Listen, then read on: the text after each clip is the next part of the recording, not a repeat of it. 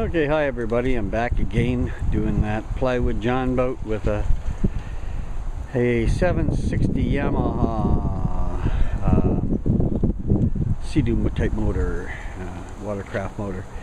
Okay, so as you can see, I've got the Sea-Doo cut right back down now. And what's important, I left, because this particular one, it is a wave. It's not a wave rider. It's a one of those wave things. And what I did on it is I decided to leave the whole thing because the engine and the bearing and everything are all lined up now. The shims are in the engine and everything. So I decided to take everything off that you need to take off, but still leave to get the weight down, but still leave the engine and the whole jet unit and everything in one tacked on one slab.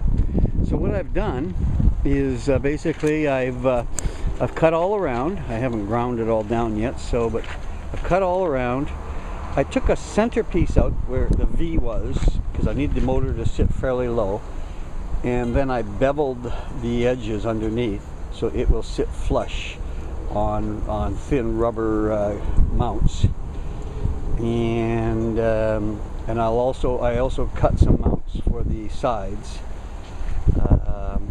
What I did is took a profile off this front piece here for the first two mounts, and then after that I had to adapt and just use a cardboard piece to get the exact shape, and then I used a 1x6 pine and did it so they'll be on the edge. So there'll be 4 wooden mounts going under. I'll show you what they look like here if I can just oh, here they are. That's right. Sorry for the jittering here. Obviously I wasn't prepared to do it. So this is the type of mount I made. I'll just get back here. And there's 4 stations along the way, and each one is cut to that station. I'm not going to use the bottom part of it, and the bottom part I mean this part right here. It's just going to come to here because the bottom is because I cut the center out of the bottom of the Sea-Doo. I'm just going to use the sides as shims, starting from where it touches the bottom all the way to the side of the boat. So it'll stiffen the boat up and as well. And here's my hole I cut out. Now I had to do a lot of measuring to get it. And so what I did is basically the engine part will be sitting on this area here. That's where the engine part. This is the beginning where you see the bulkhead right. This bulkhead I left on because it's got the bearings and stuff mounted right in the bulkhead, so I didn't want to disturb it. I could have cut some more off maybe, but I just thought I'd leave as much as I can to keep that frame stiff as possible.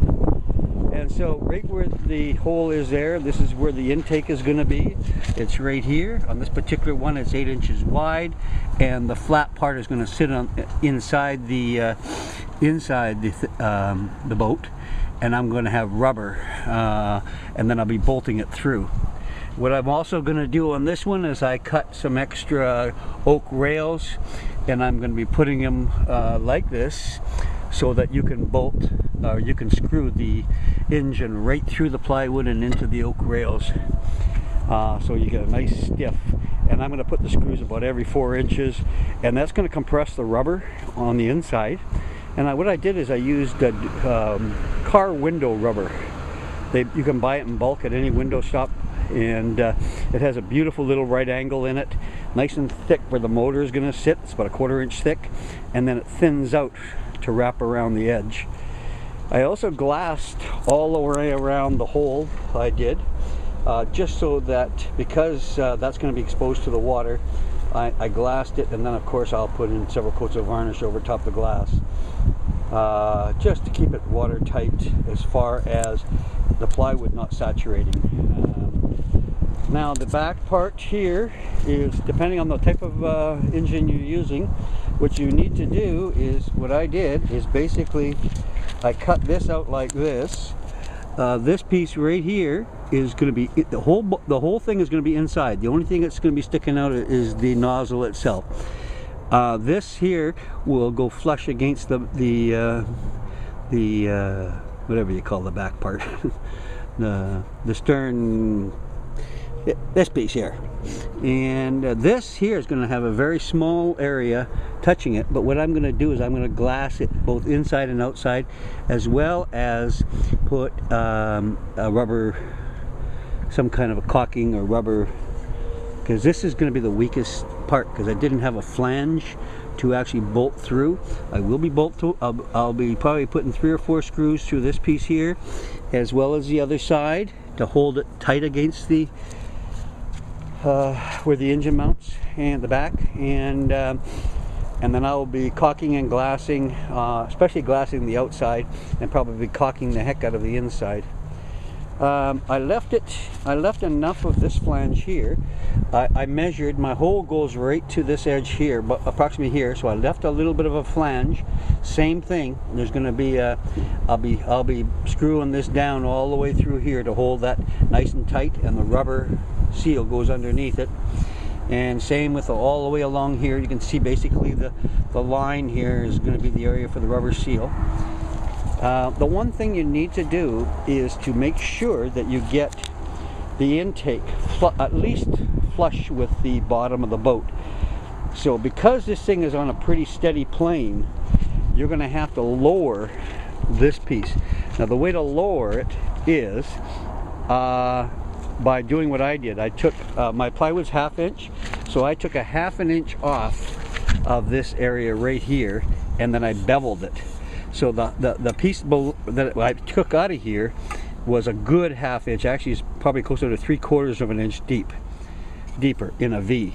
And I took that out and I beveled this flush with a grinder. Now the best way to cut these type of boats, because it's very thick, whatever fiberglass plastic stuff, is one of those 1/4 inch angle grinders with the thin cut, with a thin blade on it.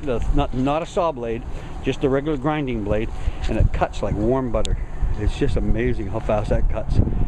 But you got to be careful not to cut too much off, and then make sure because you can't add on to it. You can always cut some more off, and what I did is I cut it about 3 different times, because I wanted it. I wanted a good 1 inch lap, so that the rubber seal will go underneath it. And so that's what I did. I took all the cables off, and I labeled each one of them where they belong, where they go.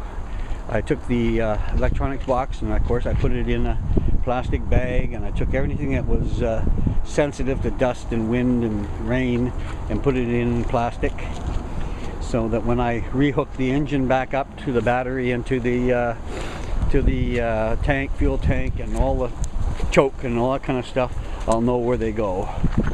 Now what I've done also is, I think I mentioned this on the last video, I took the front part of it, cut it down as short as I could, and I'm going to leave the whole steering mechanism as is.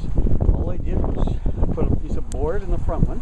That's easy to do. Just put a piece of plywood in front of it and trace around it and screw it on. And I'm going to leave the back open for right now until I get all the wiring done. I'll put the gauge back in where it belongs, steering, starter, everything is already there. Why build yourself a little cockpit when you've got it right there? And okay, now for the sealing part. If I can just reach in here, excuse me, I'm just going to reach in here and grab. This is what I ended up getting. It's just it's called a universal window joint. This fat rubber piece here will sit where the motor is going to sit right on it, and this little piece was going to wrap around the edge. It's going to wrap right around this edge here along that, and I probably use a contact cement or some kind of a cement that's waterproof. Once the engine is pushed onto that, it's meant to hold it in rather than to just while you're mounting the engine, because this compression with the screws and everything is going to give you your seal, not the gluing. But you need something to keep it in place while you're doing that, so it doesn't move. Okay, that's what I've done so far. Sorry for the long time between, and also I should have showed you some parts of cutting it. But I'll tell you, cutting that thing is really, really simple. You just gotta use a pencil, start making your lines, check where the lines are going to be on the other side, make sure there's no hoses alongside the fuselage of the jet ski, and pull everything back with ties and ropes and stuff like that, so that when you're cutting, you're not cutting anything that's critical. And there I am right now. So this is 90 horsepower 760 Yamaha, and should make that little 14-foot John boat go like stink, hopefully. Okay, I'll get back to you another time here.